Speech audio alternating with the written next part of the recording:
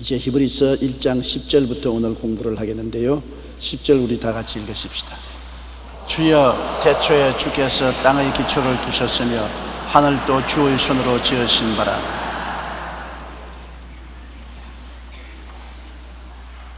천지와 만물을 지으신 이가 하나님이신데, 그 하나님은 그 아들 예수 그리스도를 통해서 지으신 것입니다. 예수님은 또한 성령의 능력을 의지해서 지으신 것입니다. 모든 하나님의 창조 역사 속에는 삼위일체 하나님이 함께 일하신 것입니다. 어떤 위의 하나님도 제껴놓은 것이 없습니다. 우리가 구원하는 것도 하나님이 우리를 구원하기로 계획하시고, 예수님이 십자가에 못 박여 몸짓고 피 흘려 그것을 실천하시고, 성령께서 그리스도를 도와셔서 십자가를 걸머쥐고 죽음에서 부활하도록 역사해 주신 것입니다. 모든 일에는 삼위일체 하나님의 역사가 함께 있는 것입니다. 그런데 하나님께서는 그 아들 예수님을 통해서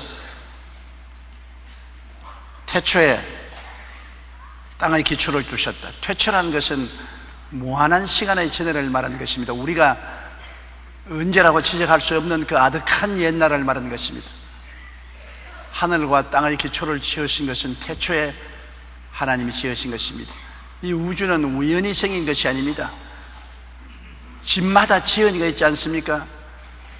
아무리 초가 3칸이라도 지은 사람이 있어야 초가 3칸이 지어지고, 더구나 고층 빌딩은 지은 건축회사가 없이 자연적으로 생길 리가 만무한 것입니다. 영국의 유명한 물리학자인 존 뉴턴이 자기 연구실에 태양계를 만들었어요. 자기 친구가 태양을 중심으로 해서 수성, 금성, 지구, 화성, 목성, 토성, 천왕성, 회왕성,冥왕성을 이렇게 만들어 가지고서 크랑크를 돌리면 같이 슉슉슉 하고 돌아가게 만들었습니다. 굉장히 조밀하게 만들어진 것입니다. 그런데 존 뉴턴의 친구 한 사람은 굉장히 예수님을 안 믿고 하나님을 부인하는 사람인데, 하루 자기 서재에 들어갔다 보고, 야, 이거 근사구나. 이 태양계를 중심으로 해서 크랑크를 돌리니까 수성, 금성, 지구, 화성, 목성, 토성,冥왕성, 천왕성,冥왕성이 빙빙 돌아가는 게 이 타이밍이 맞고 굉장히 근사한데 이게 누가 만들었어? 아니야, 내가 사무실 오니까 우연히 만들어져 있어. 야, 사람을 누구 병신으로 생각하냐? 이런 조밀한 것이 어떻게 우연히 만들어졌어? 누가 만든 사람이 있겠지. 누구야? 아니, 자네는 온 우주가 우연히 만들어졌다면서. 조그마한 태양계도 만든 사람이 있어야 프라그램을 돌리니까 이게 윙윙 돌아가는데, 이 우주는 이것보다 더 조밀하고 방대하고 크신 우주를 우연히 만들었다고 너는 말하지 않냐? 이것도 우연히 만든 사람이 없는데 우주를 누가 우연히 만들었단 말이야. 그러니까 고개를 슬레슬레 흔들고 할 말을 못 하더랍니다. 또한 그런 이야기가 있어요.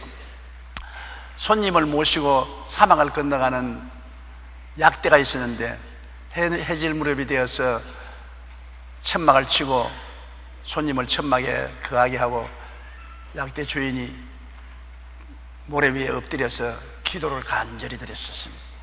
그러니까 그 안내하던 손님이 끌끌끌 웃으면서, 당신 지금 뭐 한 거야? 아, 천지와 만물을 주인 하나님께 기도했거든. 하나님 보았어? 못 보았어요. 어디에 하나님이 계신단 말이야. 이 막막한 천지에 모든 것이 다 우연히 만들어졌지. 당신을 무식하니까 그렇게 하지만 우리같이 유식한 사람은 없는 하나님께 기도 안 해. 그러니 낙타를 끌고 사막을 여행하는 안내자인 그가 뭘 압니까? 아무 말도 못하고 입을 다물었습니다. 밤에 가만히 있는데 화가 나서 못 견디겠거든. 그래, 그 천막에 그 손님이 잘 때 낙타를 끌고서 천막 주위를 빙글빙글 여리고 성 돌듯이 돌았단 말입니다.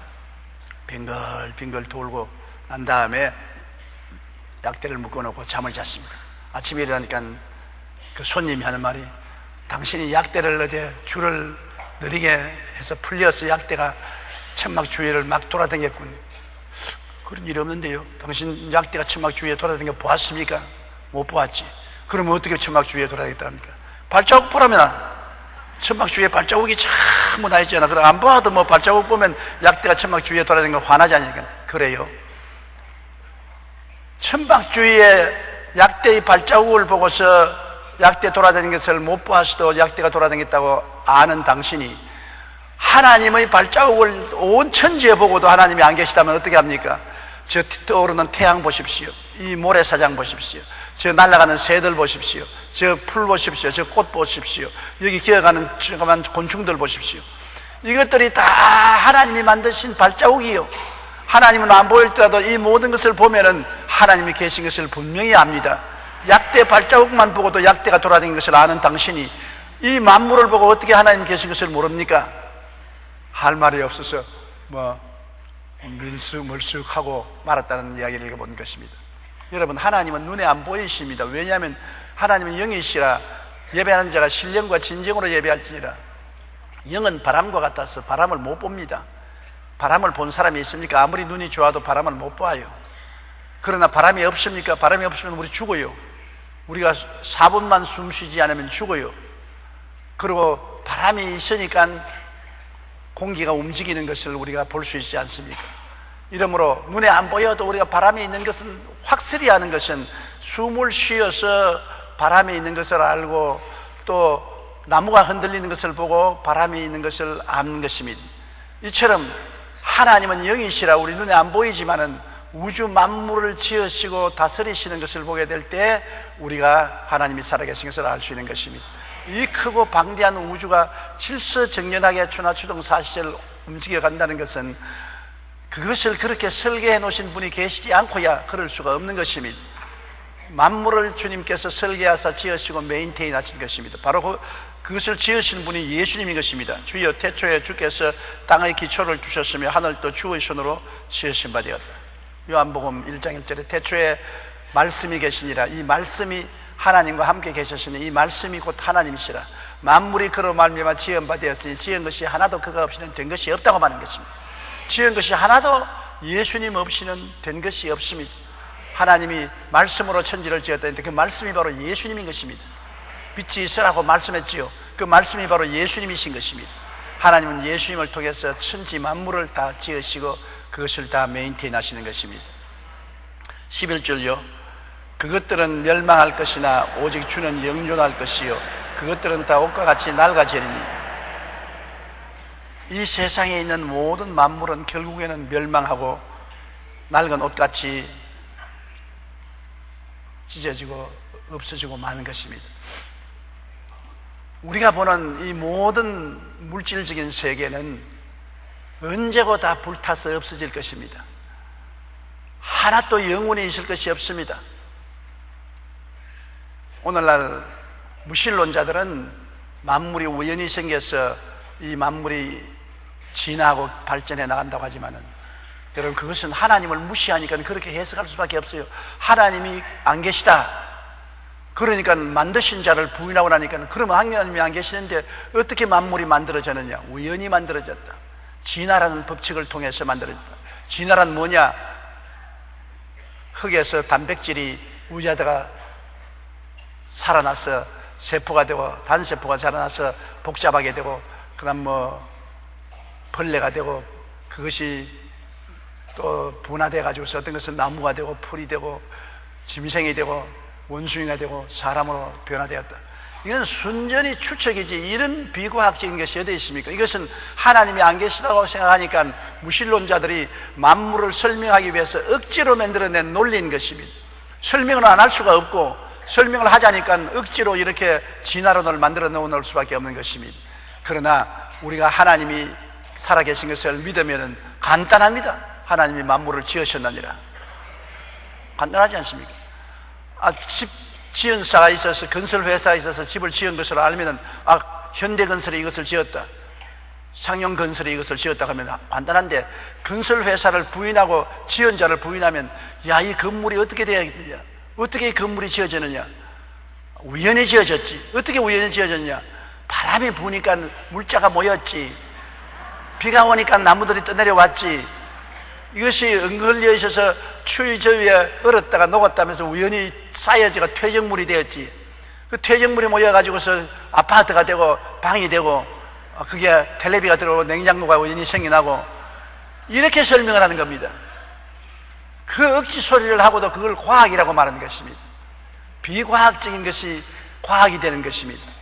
여러분, 그러므로 인간이 설명하는 이 우주와 만물은 하나님이 지으신 것이요 언제 하나님이 불태워버리기 위해서 만드신 것입니다. 성경에는 하나님이 열렬한 불에 타고 땅이 녹아지려니와 하나님이 지으신 새하늘과 새 땅을 본다고 말한 것입니다. 우리 그리스도를 믿고 구원받은 사람이 들어가 살 땅은 새하늘과 새 땅입니다. 새 예루살렘인 것입니다. 새로운 것입니다. 낡은 것이 아닙니다. 이 우리가 있는 만물은 다 낡아지지 않아요? 집도 낡아지고 자동차도 사서 10년 이상 타면 낡아지고 옷도 아무리 이쁜 옷을 입어도 낡아지고 오늘 찬송을 부르는데 텔레비가 쫙 여러 빛인데 보니까 다 많이 나이 잡수신 우리 형제 자매들이 앉아있어요. 내가 무슨 생각을 했냐면 젊을 때는 얼마나 이뻤겠노, 날씬하고 얼마나 이뻤겠는데 이제는 다 저렇게 늙으셨으니 참 안타깝다. 세월이 흘러가면 어떻게 할 도리가 없었습니다. 저도 젊을 때는 상당히 미남이었다고요. 그런데 이렇게 늙으니까 형편없지 않습니까? 다 낡고 더러워지고 그러고 죽는 것입니다. 사람도 동물도 물질도 다 낡아지고 더러워지고 사라지는 것입니다. 그러나 하나님께서 지으시는 새하늘과 새 땅은 새롭다는 말 있지 않습니까? 시간이 중지되는 곳이기 때문에 한 번 새로우면 영원히 새로운 것입니다. 시간이 안 지나가니까 한 번 청춘이면 영원한 청춘이요. 우리가 부활할 때는 예수님의 형상과 모양을 따라 33살의 나이로 부활하기 때문에 영원히 33살이에요. 시간이 중지되어 버리기 때문에 그러므로 영원히 새롭지요. 낡아진 것이 없습니다. 죽는 것이 없지요. 그러므로 새하늘은 영원히 새롭고 새 땅은 영원히 새 땅이고 새로운 사람들은 영원히 새로워 언제나 아름다운 영광을 그대로 가지고서 살게 되는 것입니다. 그러나 오늘날 우리가 보는 이 만물은 다 멸망할 것이요, 그러나 주님은 영존할 것이며 우리 주님은 아버지와 아들과 성령 하나님은 영존하신 것입니다. 옛날 태초에 우주를 지으셨는데 우주를 짓기 태초 전에도 하나님은 계셨습니다. 하나님은 영원부터 영원까지 하나님 것입니다. 하나님은 죽음이라는 것이 없습니다. 하나님은 영원히 존재하는 것이요, 영원이라는 것은 시간을 초월하고 공간을 초월하고 물질을 초월하는 것입니다. 그러므로 하나님은 항상 이 자리에 계시고 변치 아니하시고 죽지 아니하시는 하나님이신 것입니다. 우리도 원래 하나님의 형상과 모양을 따라서 지음을 받아 죽지 않게 만들어졌는데 죄가 들어와서 부패시킨 것입니다. 죄만 들어오지 않았었으면 우리 인간도 죽지 않고 영원히 살았을 것인데 죄가 들어와서 부패해서 죽게 되었으나 이제 예수님을 믿고 부활한 사람인 죽지 않고 하나님처럼 영원히 살게 되는 것입니다. 옷과 같이 낡아지리니, 옷이 낡아지는 것 참 안 됐지 않습니까? 좋은 옷이 세월이 흘러가면 다 낡아져서 못 입게 되는 것처럼 우주 만물도 하나님이 입고 있는 옷입니다. 하나님이 입고 계신 옷이 이 우주 만물인데 이것을 하나님은 다 벗어버리고 새 옷으로 갈아입으시는 것입니다. 이 옷은 낡아지고 마는 것입니다. 12절요, 의복처럼 갈아입을 것이요 그것들은 옷과 같이 변할 것이나 주는 여전하여 연대가 다함이 없으리라. 우주는 낡은 이복같이 낡은 것을 벗어버리고 옷과 같이 변할 것이나 새로 갈아입습니다. 의복처럼 갈아입을 것이요 그것들은 옷과 같이 변할 것이나 우리 주님 예수님은 여전하여 연대가 다함이 없다. 영원하신 연대인 것입니다. 예수님은 지으심을 받지 않았었습니다. 아버지와 아들과 성령은 동시에 계신 것입니다. 그러므로 하나님께서 예수님을 보고 내가 너를 낳았다는 것은 내 속에서 나왔다는 것입니다.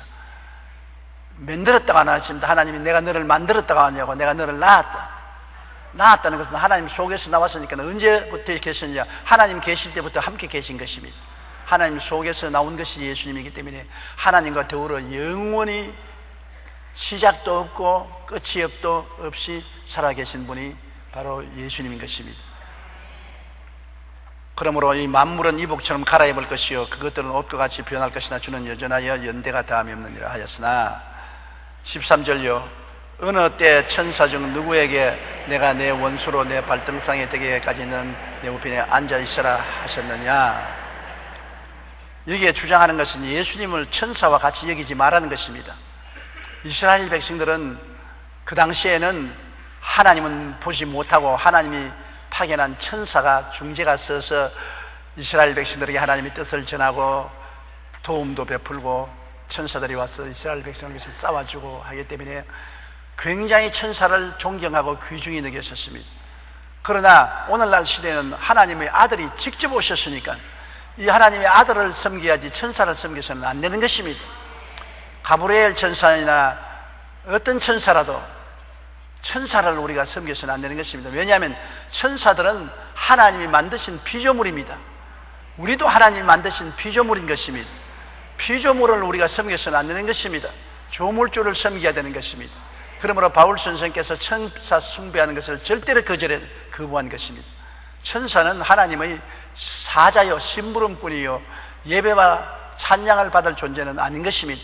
우리는 오직 하나님 아버지와 우리 주 예수님과 성령 삼위일체 하나님만 예배해야 될 것인 것입니다. 그러므로 하나님은 천사 중 누구에게도 내가 내 원수로 내 발등상에 되게까지 는 내 우편에 앉으라 하였느냐. 하나님의 우편이라는 것은 하나님의 권능을 말하는 것입니다. 하나님과 보좌의 우편에 앉은 것은 하나님과 똑같다는 것입니다. 하나님과 똑같은데 우편에 앉았다는 것은 하나님의 능력을 말하는 것입니다. 예수님은 하나님의 권세와 능력인 것입니다. 아버지는 예수님을 통해서 권세와 능력을 나타냅니다. 그렇기 때문에 예수님이 부활하셔서 제자들에게 말씀하기를 하늘과 땅의 모든 권세를 내게 주셨다. 하나님이 행하시는 것은 모두 다 예수님 이름으로 행하시는 것입니다. 예수님이 하늘과 땅의 모든 권세를 가지고 있습니다. 예수님은 하나님의 오른팔인 것입니다. 하나님과 동등하게 보좌에 앉은 것입니다. 천사 보고 나의 우편에 앉아라, 내가 너의 원수로 발등상에 되기까지 내 우편에 있으라는 말은 한 적이 없습니다. 발등상이란 뭡니까? 의자에 앉으면 발이 편하라고 발등상을 만들지 않습니까?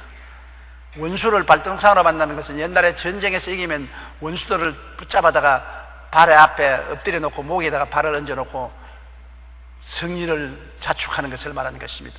원수를 묶어서 꿇어 엎드려 놓고 그 위에 발을 얹어 놓고 술잔을 기울이고 찬양을 하는 것입니다.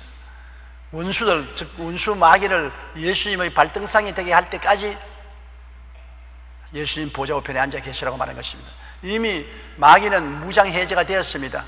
십자가에서 그의 권세와 능력이 다 뺏긴 것은, 마귀의 권세와 능력은 죄입니다. 인간의 죄를 지었기 때문에 죄의 밧줄을 가지고 인간들을 묶어서 끌고 다녔는데, 예수님이 십자가에서 몸짓고 피 흘려 죄를 다 청산했으므로 밧줄이 없어져 버렸습니다. 마귀가 사람을 끌고 다닐 밧줄이 없고 끌고 다닐 권세가 없었습니다. 그러므로 마귀는 십자가에서 무장해제되었으나 아직 쫓겨나지 않았습니다. 아직 우는 사자같이 두루다니며 삼킬 자를 찾고 있는 것입니다. 마귀와 귀신들은 아직 체인에 묶이지 아니하고 우는 사자같이 돌아다니며 삼킬을 찾고 있지만은, 주님이 강림하셔서 천년왕국을 이루었을 때는 마귀와 그 사자들을 잡아서 무정행에 던져 넣어서 가두어 버리고, 그 다음에 주님께서 새하늘과 새 땅을 지으셔서 우리가 영원히 그 들어가게 살게 할 때는 마귀와 그 사자들을 불과 유황으로 타는 못에 던져버리는 것입니다. 그때는 완전히 파멸당하는 것입니다. 그렇기 때문에 완전히 마귀와 그 사자들을 파멸할 때까지 주님은 만왕의 왕 만주의 주로서 아버지 보좌 우편에 당당히 앉아있으라는 것입니다. 앉아있다는 건 뭡니까? 다 이루었기 때문에 앉아있는 것입니다.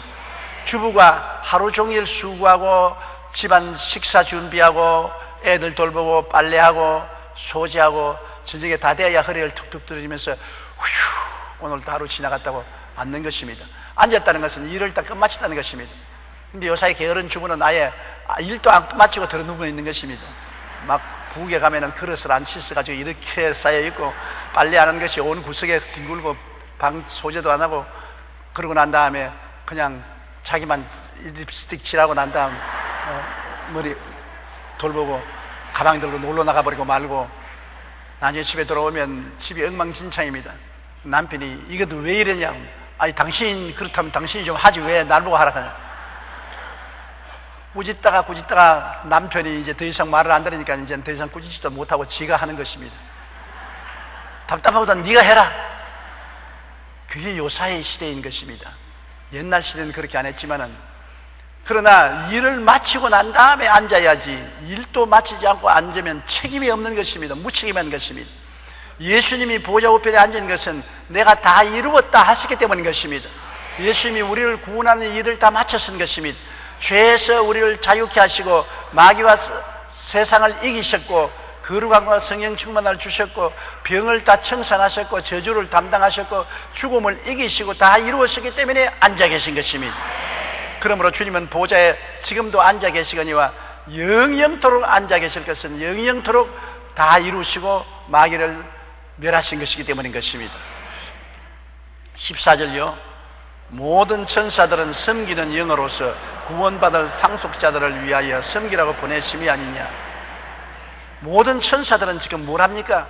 하나님이 이 세상에 보내셔서 우리는 구원받아서 그리스도의 신부가 되고 예수님과 함께 하늘나라의 상속자가 되게 만들어 놓은 것이기 때문에 우리를 돌보라고 보내신 하나님의 영인 것입니다. 성령은 하나님의 보내심을 받은 천사는 하나님의 보내심을 받은 영인 것입니다. 육체가 아닌 것입니다. 영으로서 우리 눈에 안 보이죠. 우리 눈만 뜨가 보인다면 지금 우리 이 교회 천사들이 오르락내리락 굉장히 많이 와 있는 것입니다. 아마 여러분 영안이 눈 열리면 저희 강대산 위에 저하고도 천사들이 같이 있는 것을 보게 될 것입니다. 저도 눈이 열린다면 여러분 주변에 천사들이 오르락내리락 하는 것을 볼 것입니다. 그러나 천사는 영이기 때문에 눈에 안 보이지요. 천사는 하나님의 사자들인 것입니다. 가브리엘 천사는 하나님의 사물을 보는 천사고 미카엘 천사는 군대 장관인 것입니다. 그 밑에 천천히요 만만의 천사들이 있어서 마귀와 싸우고 우리들을 돌보시고 우리를 이끌어 주시고 우리를 섬기는 역할을 하고 있는 것입니다. 감사하지요. 우리를 돌봐 주니까. 그러므로 천사들은 우리를 섬기는 하나님의 사자들이지만 우리가 천사를 섬기라고는 말하지 않았습니다. 천사를 경배하라고는 말하지 않았습니다. 천사를 고맙게 느끼지만 절을 하거나 경배할 일은 없는 것입니다. 그러므로 하나님 아들과 차별이 있는 것은 천사는 하나님의 아들 예수님의 보내심을 받은 심부름꾼이고 예수님은 주인입니다. 주인과 종의 차이라는 것은 엄청난 차이가 있지 않습니까? 그런데 어떻게 예수님과 천사를 동등하게 생각합니까? 말도 안 소리죠. 이단과 사설들은 예수님도 천사 중에 한 사람이라고 말합니다. 말도 안 되는 것입니다. 그런 말하는 사람은 입이 비뚤어져야 되는 것입니다. 말이 안 되는 말을 하면 입이 비뚤어져야지요. 창조주가 어떻게 천사가 될 수 있는 것입니까? 물론 하나님은 영이시고 천사들도 영이지만은 인격을 가진 영이지만은 하나님이 지으신 영들이요. 우리 사람도 영입니다. 육체를 입고 있는 영입니다. 하나님이 지으신 영이지요. 그러나 하나님은 창조자고 천사와 인간은 피조물이 있는 것을 알아야 되는 것입니다. 그러므로 우리 주 예수 그리스도는 창조자여 천사보다 월등하게 높으신 분이라는 것을 우리가 알아야 되는 것입니다. 2장 1절요. 그러므로 우리는 들은 것에 더욱 유념함으로 우리가 흘러 떠내려 가지 않도록 함이 마땅하니라. 잊어버릴 것은 잊어버려도 안 잊어버릴 것은 안 잊어버려야 되는 것입니다. 남의 이야기 들은 것은 다 잊어버려도 좋아요. 아침에 뭐 먹었는지 다 잊어버려도 다 좋아요.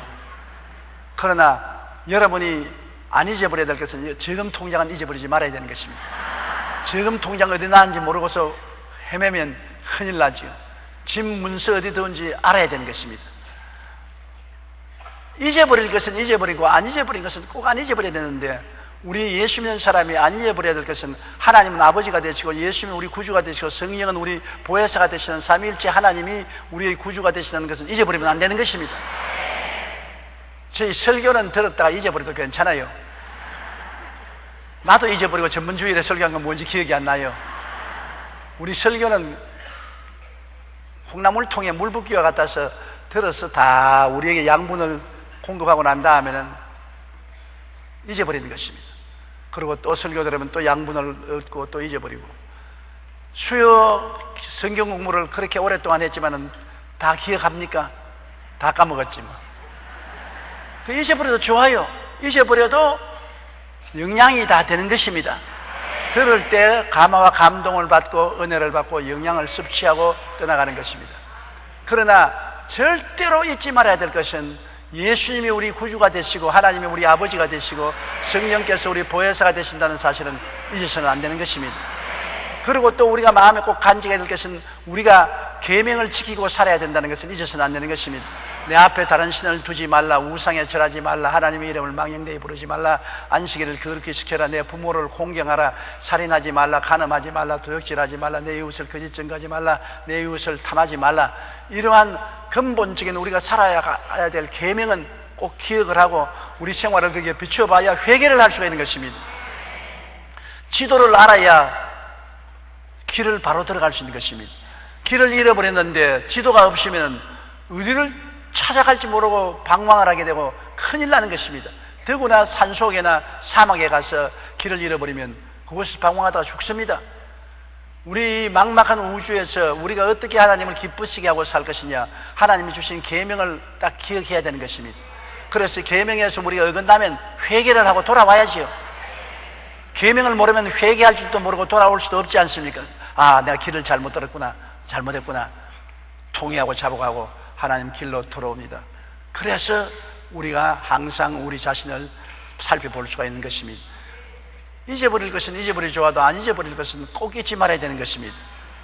그러므로 우리는 들은 것에 더욱 유념함으로 우리가 흘러 내려가지 않도록 함이 마땅하니라. 2절요, 천사들을 통하여 하신 말씀이 견고하게 되어 모든 범죄함과 순종하지 아니함이 공정한 보응을 받았거든. 구약시대는 천사들을 통하여 하신 말씀인 것입니다.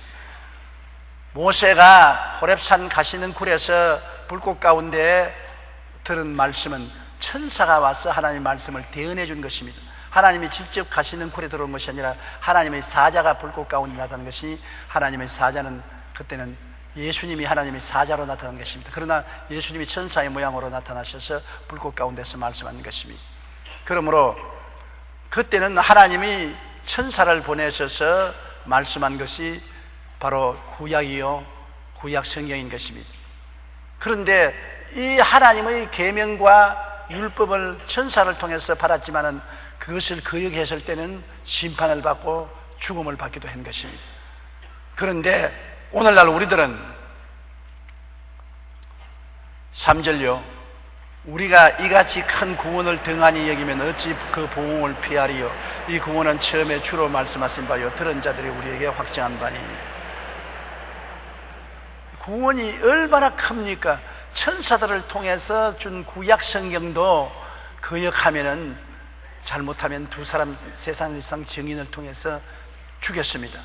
다시 말하면 우상을 섬기는 사람, 안식일을 범한 사람, 부모를 거역한 사람, 이러한 사람들은 두세 사람 증인을 듣고 난 다음에 죄가 드러나면 죽였습니다. 구약의 계명과 율법도 지키지 아니하면 보응을 받고 심판을 받는데, 오늘날 우리가 얻은 말씀은 천사를 통해서 얻은 말씀이 아니라 하나님이 직접 오셔서 십자가에 못 박인 복음의 말씀인 것입니다. 하나님이 직접 오셔서 우리 죄를 대신해서 십자가를 걸머진 것은 우리 때문에 십자가에 걸머진 것입니다. 내 때문에, 우리도 아니고 내 때문입니다. 나 때문에 주님께서 십자가를 걸으신 책임이 내게 있는 것입니다. 예수님 십자가에 죽으신 것은 내 책임인 것입니다. 남의 책임이라고 생각하지 마십시오. 목사님이 세례받을 할머니를 보고서 세례 문답을 하거들랑 내 죄 때문에 그렇습니다 그랬습시오. 누가 예수님이 누구 때문에 죽으셨냐 하면 내 죄 때문에 죽으십니다 그랬습시오. 알았어요. 그래 지방에서 와서 할머니 뭐 세례 문답을 했습니다. 옛날에는 다 꼭 세례 문답을 했어요. 예수님은 누구를 위해서 죽었습니까? 할머니, 우리 목사님 위해서 죽었기 때문에 죽었습니다. 어떻게 목사님 때문에 죽으시겠냐? 목사님이 내게 세례 문답 가르칠 때 내 때문에 죽었다고 자꾸 가슴을 가르치면서 내 때문에 죽었다고 말하십시오. 그렇게 말합니다. 목사님 때문에도 죽었지요. 그러나 그 할머니 때문에 죽은 것을 알아야 되는 것입니다. 더구나 더 은혜를 받으면 받을수록 예수님이 내 때문에 죽었구나 그런 걸 알게 되는 것입니다. 은혜를 안 받았을 때는 예수님이 장로님, 집사님, 우리 권사님, 지역장, 구역장 위해서 죽었구나 그렇게 생각했는데, 그 은혜를 못 받을 때 그런 생각이 납니다. 은혜를 받으면 전부 다 내 때문에, 날 위하여 내 때문에 주님이 십자가에 죽었구나, 그걸 깨닫게 되고 가슴을 치게 되고 통곡을 하게 되는 것입니다. 이같이 큰 구원이 우리에게 주어졌는데 이걸 등한히 여기면 어떻게 되겠습니까? 하나님이 세상을 이처럼 사랑하사 독생자를 주셨는데, 하나님이 주신 독생자를 우리가 등한히 하고 발길로 차버리고 침배하고 등 뒤로 돌려버린다면 그 다음에 그 책임을 어떻게 지는 것입니까? 이제 구원의 길이 깜깜하지 않습니까? 이제는 갈 길이 없는 것입니다. 하나님의 최대 최고 최후의 선물을 거역했으니까 이제는 하나님하고 관계가 끊어졌죠. 그 다음에 받을 심판은 지옥불밖에 없는 것입니다. 어찌해든지 지옥은 가지 말아야 돼요. 엄청난 고통입니다. 그냥 보통 우리가 생각하는 고통이 아닌 것입니다. 아예 말로 표현할 수 없는 영적인 고통인 것입니다. 그러나 그 고통에서 건지기 위해서 대신 고통을 당해서 몸짓고 피 흘리고 영원히 지옥까지 내려왔다 올라가신 예수 그리스도를 우리가 배반해버리면 어떻게 피하겠습니까? 율법 범한 것은 아무것도 아닌 것입니다. 하나님의 아들을 범한 죄를 어떻게 우리가 무책임하게 넘길 수 있겠습니까? 우리가 이같이 큰 구원을 등한히 여기면 어찌 그 부흥을 피하리요? 이 구원은 처음에 예수님께서 직접 말씀하십니다. 예수님이 직접 오셔서 구원을 선포하시고 몸으로 몸짓고 피 흘려 죽으셨다 부활하심으로 직접 말씀하셨고, 들은 자들이, 사도들과 제자들이 그 다음 우리에게 증거해 준 것입니다. 예수님이 죽었다가 부활하신 것을 거짓말로 생각하는 사람이 많은데 참으로 기가 막히는 것입니다. 여러분, 제자들에게는 예수님의 부활이란 정말 충격적인 것입니다. 왜냐하면 12 제자들이 자기들 눈앞에 보이는 대로 예수님이 십자가에 죽는 것을 체험했습니다. 자기들이 구주로 생각한 주님이 십자가에 몸짓고 피 흘려 죽는 것을 눈으로 보았어요. 전율을 느꼈습니다. 좌절하고 절망했습니다. 모두 머리를 찢고 가슴을 찢고 통곡을 했습니다. 분명히 자기들 눈으로 보는데 예수님이 죽었는데 사흘 만에 그들 모인 가운데 예수님이 살아서 나타나니까 기절초풍을 할 건 아닌 것입니까? 한 번만 나타난 거 아닙니다. 40일 동안 주님께서 살아난 것을 그들에게 보여주시고, 그냥 보여주는 것이 아닙니다. 못자국에 손 넣어봐라, 옆구리에 손 넣어봐라, 같이 밥을 잡수시고 생선도 잡수시고 같이 이야기하시고, 도저히 안 믿을 수가 없습니다. 자기 살을 꼬집고 눈을 비벼보아도 예수님이 정말 부활하셔서 살아나셨단 말입니다. 그러기 때문에 예수님의 제자들은 모조리 다 예수님의 증거를 위해서 순교했습니다. 자기들이 눈앞에서 죽는 예수님을 보았고 눈앞에서 살아나서 저들과 대화하는 예수님을 보았기 때문에 예수님은 죽었다가 부활하신 것이 확실하다. 그러면 누구든지 저를 믿으면 멸망하지 않고 영생을 얻는다는 이 말이 참말이다. 우리가 예수 믿으면 살아도 믿고 죽어도 산다. 누구든지 나를 믿으면 죽어도 살겠고 살아서 나를 믿는 자는 영원히 죽음을 보지 않으리라 했으니 죽어도 살고 살아도 산다. 그래서 그들은 예수 그리스도의 복음을 전하다가 죽는 것을 두려워하지 않고 한 사람도 배반함이 없이 12명이 다 죽었습니다. 가룟 유다는 자살했지만 그 대신 들어온 마띠아도 순교를 당했지 않습니까? 이처럼 예수 그리스도를 믿는 제자들이 확실히 그리스도를 보았기 때문에 그들은 목숨을 내놓고 그리스도를 증거하고, 그 이후로 세워진 교회가 2000년 동안 내려오면서 주의 살아계신 것을 증거하고 있는 것입니다.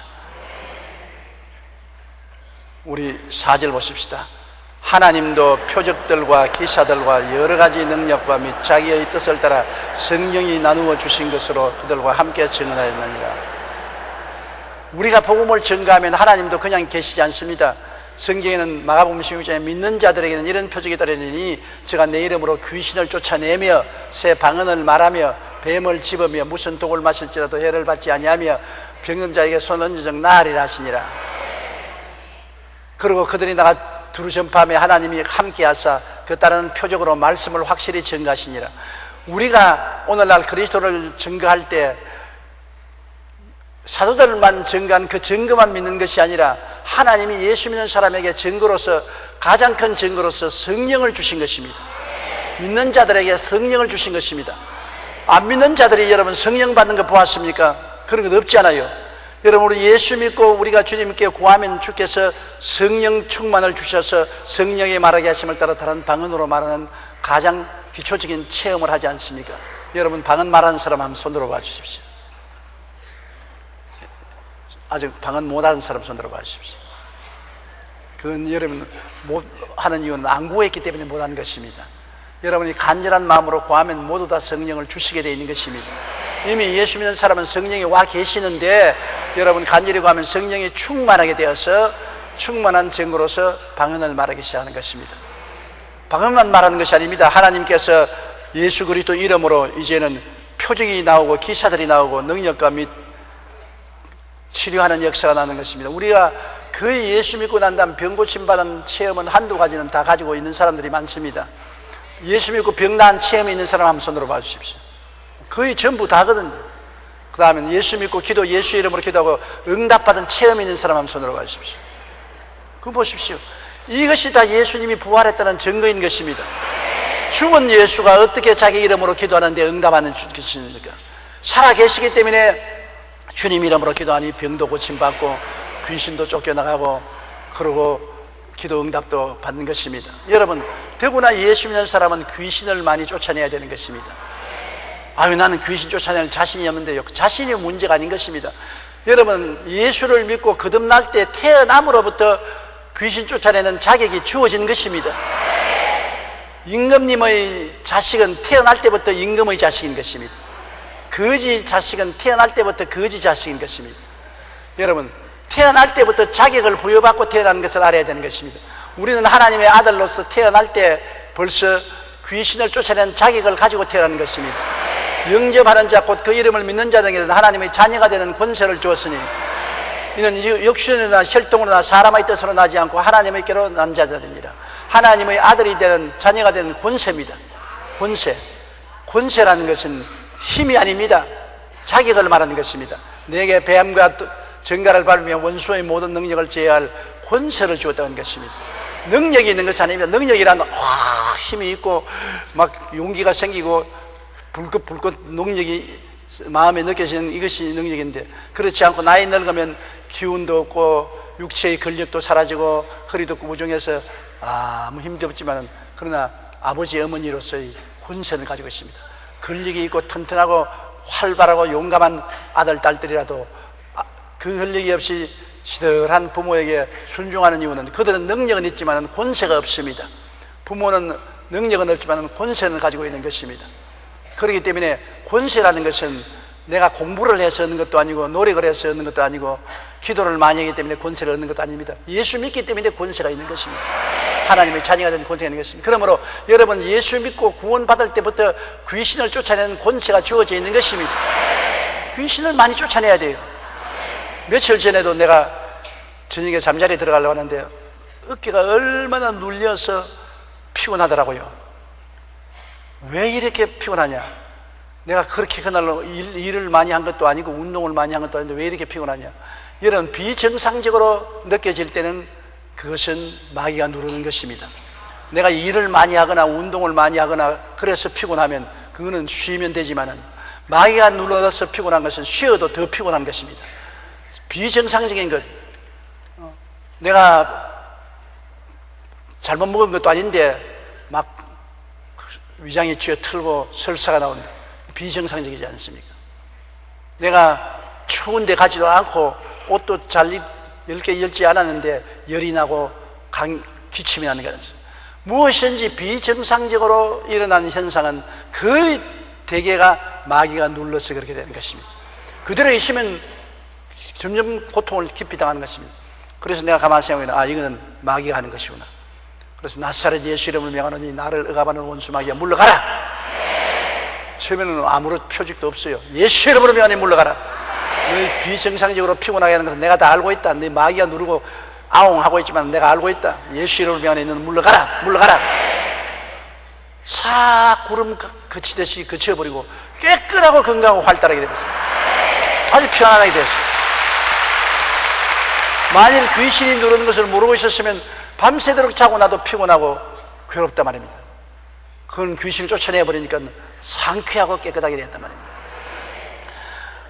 경성하라 깨어라 너희 대적 마귀가 우는 사자같이 두려다니며 삼킬자를 차느니 너희 믿음을 굳게 해 저를 대적하러 했는데, 마귀가 여러분 얼마나 여러분을 삼키려고 눈을 번들거리고 돌아다니는지 몰라요.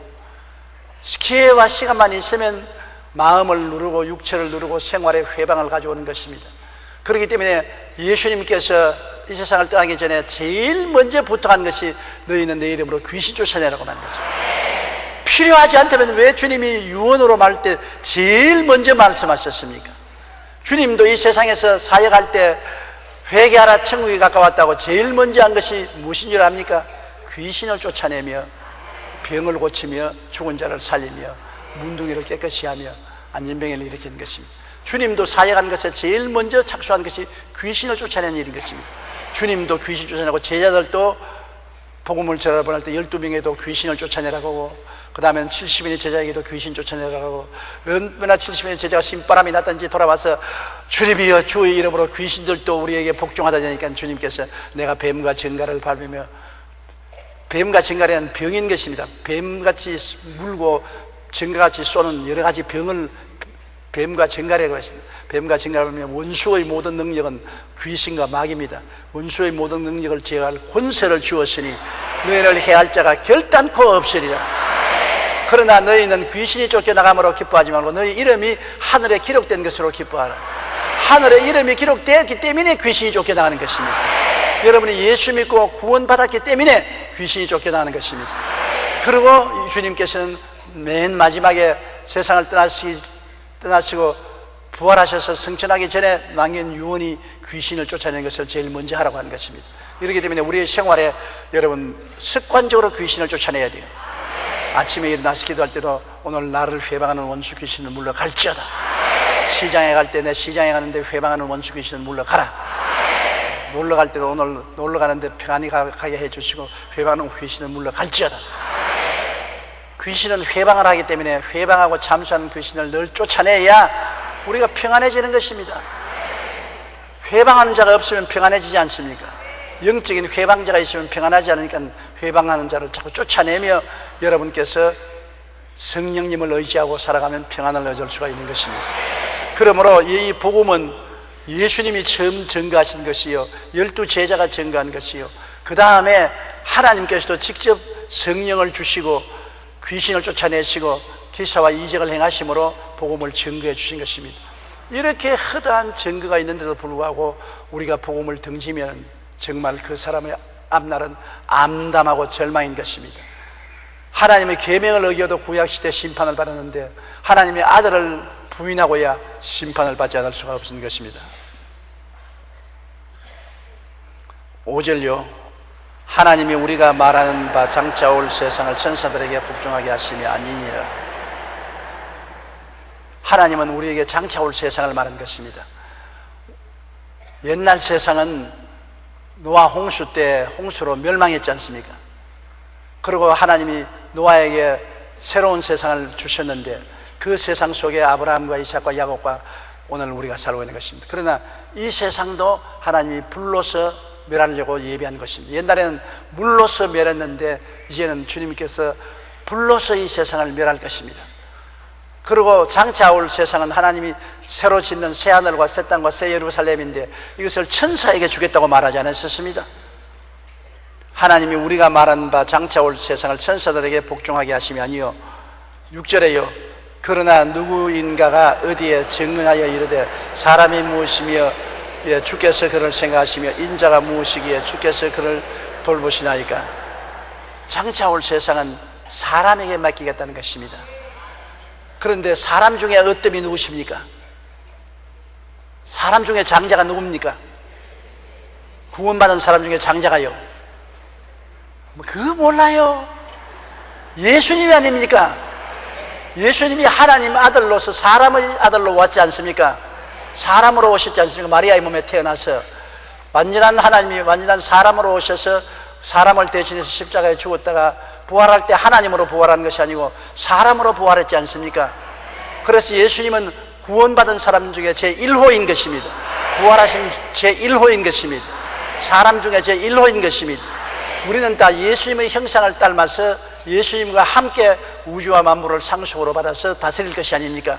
그러므로 새로운 새하늘과 새 땅과 새 예루살렘은 예수님을 섬기는 우리들이 그리스도와 함께 상속으로 받아 다스릴 곳인 것입니다. 천사에게 다스리게 하기도 말하는 것입니다. 천사는 예수님과 함께 상속자가 된 우리들을 섬기기 위해서 계신 것입니다. 그렇기 때문에 우리가 그것을 알아야 되는 것입니다. 하나님이 우리가 말한 바 장차 올 세상을 천사들에게 복종하게 하심이 아니라 그러나 누구인가 어디에서 증거하여 이르시되 누구인가 어딘가는 바로 시편에 기록된 말씀인 것입니다. 시편 8편 4절에 있는 말씀 보면 사람이 무엇이기에 주께서 그를 생각하시며 인자가 무엇이기에 주께서 그를 돌보시나이까. 사람이 무엇입니까? 우리가 보기에는 먼지와 티끌 아닙니까? 그런데 하나님이 우리를 생각하사 구원을 해주시고 인간이 무엇이기에 주님 우리를 돌보십니까? 정말 기가 막히지 않습니까? 7절요 그를 잠시 동안 천사보다 못하게 하시며 영광과 존귀로 관을 씌우시며. 우리는 잠시 동안 천사보다 못하게 지원받아서 지금 살고 있지만 앞으로는 영광과 존귀로 관을 씌워주시는 것입니다. 그 모범이 누굽니까? 예수님이 아닌 것입니까? 예수님이 사람으로 오실 때는 천사보다 못한 모습으로 왔지만은 부활하셔서는 존귀와 영광 만세의 왕으로서 부활해서 승천하신 것이 아닙니까? 바로 예수님이 우리의 모범이 되시는 것입니다. 예수님도 우리처럼 잠시 동안 천사보다 못한 인간의 모습으로 지음을 받았습니다. 그래서 인간으로서 33세 동안 사시다가 주님께서 부활해서 승천하시는 존귀와 영광으로 천사보다 월등히 높아진 원래 하나님과 같이 계신 하나님의 아들의 모습으로 사람인데도 하나님의 아들의 모습으로 올라가신 것입니다. 바로 우리가 그와 같을 것이라는 것입니다. 우리가 지금은 어떻게 되는지 모르겠지만 장차 예수님이 나타나시면 그와 같을 것으로 알고 있는 것입니다. 우리 이 모습으로 살 것 아닙니다. 예수님의 모습으로 살 것인 것입니다. 우리 사람으로서 천사보다 못하게 지음받았으나 장차 부활해서 올라갈 때는 영광과 존귀를 가지고 하나님처럼 되어서 올라가게 될 것입니다. 얼마나 영광스러운지요. 그를 잠시 동안 천사보다 못하게 하시며 영광과 존귀로 관을 씌우시며 8절요 만물을 그 발 아래 복종하게 하셨느니라. 하셨으니 만물로 그에게 복종하게 하시선즉 복종하지 않은 것이 하나도 없어야 하겠으나 지금 우리가 만물이 아직 그에게 복종하고 있는 것을 보지 못하고 우리가 장차 부활하고 승천하면 만물이 우리에게 복종하고 우리가 만물을 다스리는 것입니다. 아담과 하와도 만물을 다스리라고 하지 않습니까? 타락하기 전에는 아담과 하와는 모든 지구를 정복하고 모든 생물을 다스리게 되어 있었습니다. 타락해서 그걸 잃어버렸죠. 부활해서 승천할 때는 새하늘과 새 땅과 새 예루살렘에서 그곳에 지은 만물을 예수님과 함께 상속으로 받아 다스리게 된 것입니다. 지금은 아직까지 우리가 구원을 받았어도 만물이 우리 발 아래 복종하는 것을 못 보고 있는 것입니다. 물론 예수님은 만왕의 왕 만주의 주로서 만물을 다스리죠. 장차는 우리가 예수님께 조인을 해서 그리스도와 함께 만물을 다스리게 된다는 것을 말하고 있는 것입니다. 9절요 오직 우리가 천사들보다 잠시 동안 못하게 하심을 입은 자 곧 죽음의 고난을 받으심으로 말미암아 영광과 존귀로 관서신 예수를 보니 이를 행하시면 하나님의 은혜로 말미암아 모든 사람을 위하여 죽음을 맛보려 하십니다.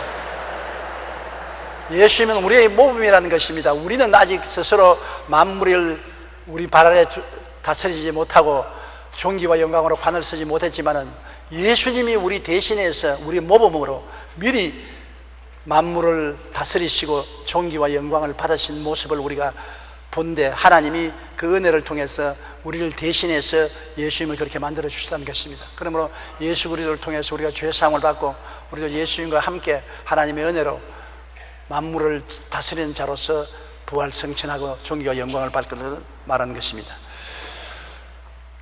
10절요 그러므로 만물이 그를 위하고 또한 그로 말미암은 이가 많은 아들들을 이끌어 영광에 들어가게 하시는 일에 그들의 구원의 창시자를 고난을 통하여 온전하게 하심이 합당하도다. 예수님은 만물이 예수님 때문에 지어지고 예수님을 위해서 지어졌었습니다. 예수님 없이는 된 것이 아무것도 없습니다. 만물이 예수님 위해서 지어지고 예수님을 손에 의해서 지어지고 예수님을 섬기기 위해서 지어진 것입니다. 여러분 우리는 왜 삽니까? 우리도 예수님에 의해서 만들어졌고 예수님을 섬기기 위해서 만들어진 것입니다. 우리가 다른 데 목적이 있는 것이 아닙니다. 아니 내가 뭐 우리 아버지 어머니에 의해서 어머니 뱃속에서 만들었지. 그 아버지 어머니는 누가 만들었습니까? 그 아버지의 그 아버지의 그 아버지의 그 아버지의 그 아버지의 그 아버지는 아담이요 그 어머니의 그 어머니의 그 어머니는 하와입니까? 아담과 하와는 누가 만들었습니까? 하나님 만들었죠. 그러므로 아담과 하와가 만들어질 때 이미 그 속에 우리가 다 있는 것입니다. 그러므로 하나님이 우리를 만드셨고, 만드신 목적은 하나님을 섬기게 하려고 만드신 것입니다. 그런데 우리가 하나님을 섬기지 아니하고 세상과 마귀를 섬기고 내 육신의 정욕과 안목의 정욕과 이 세상의 장을 섬기니 잘못되어도 보통 잘못되지 않았죠. 길을 잘못 들어도 보통 잘못 들지 않았습니다. 만들어진 근본 목표에서 완전히 어긋나고 마는 것입니다. 그래서 우리를 도리시키기 위해서 예수님이 오셔서 우리의 잘못을 십자가에 걸머지고 몸지고 피 흘려 죽으심으로 청산하시고 우리를 구원하신 것입니다. 이러므로 만물을 만드시고 만물이 주님을 위해서 있게 하신 그분이 우리를 위해서 죽었다가 부활하셔서 우리를 구원하시는 구주가 되게 된 것은 마땅한 일이라고 말하는 것입니다. 왜냐하면 주님께서 고난 당하심으로 말미암아 그 대가로 우리들을 거듭나게 해서 하나님의 자녀로 만드셨으니 주님의 공로가 크시고 주님께서 영광 받으신 것이 마땅한 것입니다. 11절요. 거룩하게 하시는 이와 거룩하게 함을 입은 자들이 다 한 근원에서 난지라. 그러므로 형제라 부르시기를 부러워하지 아니하시고. 예수님은 하나님이시기 때문에 모든 사람을 거룩하게 하시는 것입니다. 우리는 예수님을 통해서 거룩함을 입습니다. 그러므로 하나님께서 예수님을 통해서 우리를 거룩하게 하시고 또 우리는 예수님을 통해서 거룩함을 입었으므로 함께 거룩하게 되므로 예수님이 우리의 주님일 뿐 아니라 우리의 신랑이 되시고 우리 형님이 되시고 우리는 그 아내가 되시고 그 자녀가 되는 것입니다. 그러므로 주님께서는 우리를 보고 형제라고 부르신다는 거 말씀한 것입니다. 그러므로 형제라 부르시기를 부끄러워하지 아니하시고. 얼마나 놀라운 일입니까? 우리가 어떻게 감히 하나님의 아들 예수님의 형제가 될 수 있는 것입니까? 그러나 성경에는 우리를 신부라고 말하는 것입니다. 예수 그리스도의 신부요, 예수 그리스도의 아우라고 말하고 있는 것입니다. 그러므로 주님과 우리가 한 자리에, 한 위치에, 한 은혜 속에 있게 된 것을 말하는 것입니다. 왜 말이 안 나오냐면 너무 기가 막혀서 말이 안 나와요. 상상이 안 됩니다. 그러나 여러분 보세요. 임금님의 아들이 아무리 존귀하더라도 자기가 원해서 저 시골에 비천한 처녀를 택해서 아내를 삼으면 왕후가 되지 않습니까?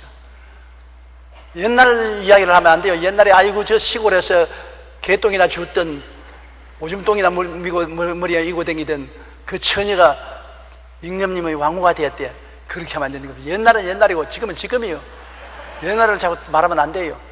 그 옛날은 지나가고 임금님의 아들이 자기 사랑하는 아내로서 택해서 보좌 우편에 앉아주었으므로 왕후가 된 것입니다. 그러므로 임금님의 아들과 똑같은 밥상에서 밥 먹고 똑같은 잠자리에서 잠자고 똑같이 손자고 해가니까 동일한 형제처럼 되고 부부가 된 것입니다.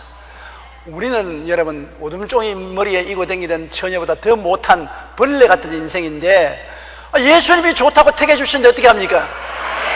우리가 좋아서 짝사랑했죠. 소용없어요.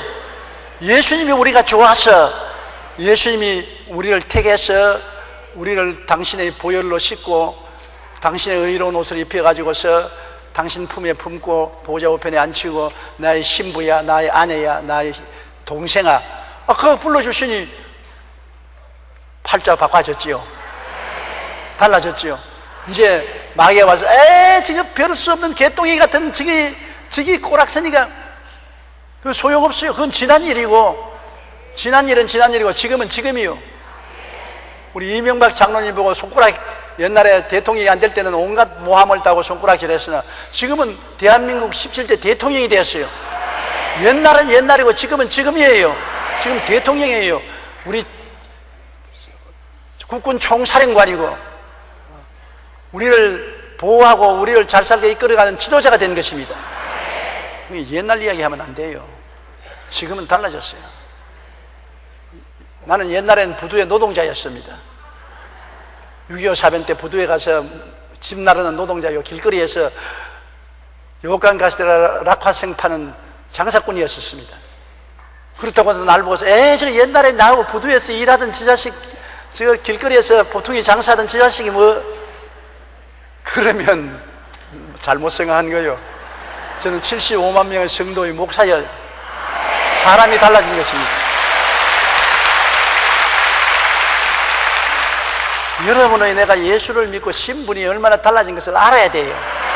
그래야 옛날처럼 또 다시 먼지와 티끌 속에 뒹굴고 개가 토했던 것을 도로 먹고 돼지가 씻고 난 다음 수렁에 도로 기어 들어가는 그런 일은 하지 말아야 돼요.